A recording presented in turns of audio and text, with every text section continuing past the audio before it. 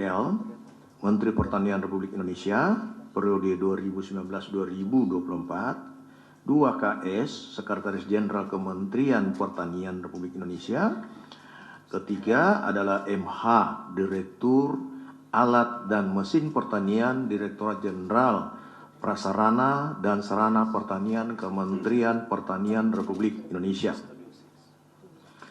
Adapun konstruksi perkara diduga telah terjadi.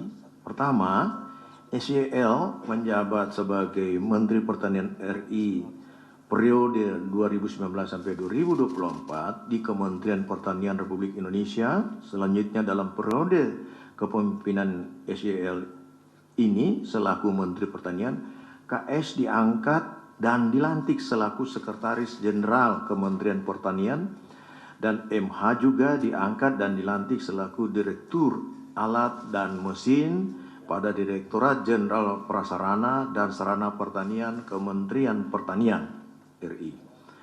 SYL kemudian membuat kebijakan personal kaitan adanya pungutan maupun setoran, diantaranya dari ASN internal Kementan untuk memenuhi kebutuhan pribadi termasuk keluarga intinya. SYL menginstruksikan dengan menugaskan KS dan MH melakukan penarikan sejumlah uang dari unit eselon 1 dan eselon 2 dalam bentuk penyerahan tunai, transfer rekening bank, hingga pemberian dalam bentuk barang maupun jasa. Sumber uang yang digunakan diantaranya berasal dari realisasi anggaran Kementerian Pertanian yang sudah di markup, termasuk permintaan uang pada para vendor yang mendapatkan proyek di Kementerian Pertanian. Atas arahan SYL, KS dan MH memerintahkan bawahannya untuk mengumpulkan sejumlah uang di lingkup eselon 1, para direktur jenderal, kepala badan hingga sekretaris masing-masing eselon 1 dengan besaran nilai yang telah ditentukan SYL dengan kisaran besaran mulai USD 4.000 sampai dengan USD 10.000. Penerimaan uang melalui KS dan MH sebagai representasi sekaligus orang kepercayaan dari SYL dilakukan secara rutin tiap bulan dengan menggunakan pecahan mata uang asing. Penggunaan uang oleh SYL yang juga diketahui KS dan MH antara lain untuk pembayaran cicilan kartu kredit dan cicilan pembelian mobil Alphard milik SYL. Sejauh ini uang yang dinikmati SYL bersama-sama dengan KS dan MH sejumlah 13,9 miliar rupiah, dan penelusuran lebih mendalam masih terus dilakukan oleh tim penyidik.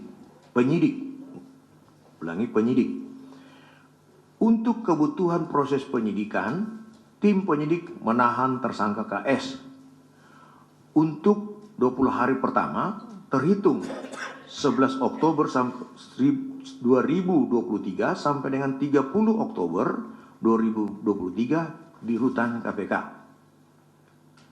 Sedangkan tersangka SYL dan tersangka MH hari ini mengkonfirmasi tidak bisa hadir. Untuk itu kami ingatkan kooperatif dan segera hadir memenuhi panggilan tim penyidik KPK. Para tersangka disangkakan melanggar pasal 12 huruf E, pasal 12B besar Undang-Undang Republik Indonesia Nomor 31 Tahun 1999 tentang pemberantasan tindak pidana korupsi sebagaimana telah diubah dengan Undang-Undang Republik Indonesia Nomor 20 Tahun 2001 tentang perubahan atas Undang-Undang Republik Indonesia Nomor 31 Tahun 1999 tentang pemberantasan tindak pidana korupsi, Junto pasal 55 ayat 1 ke 1 KUHP.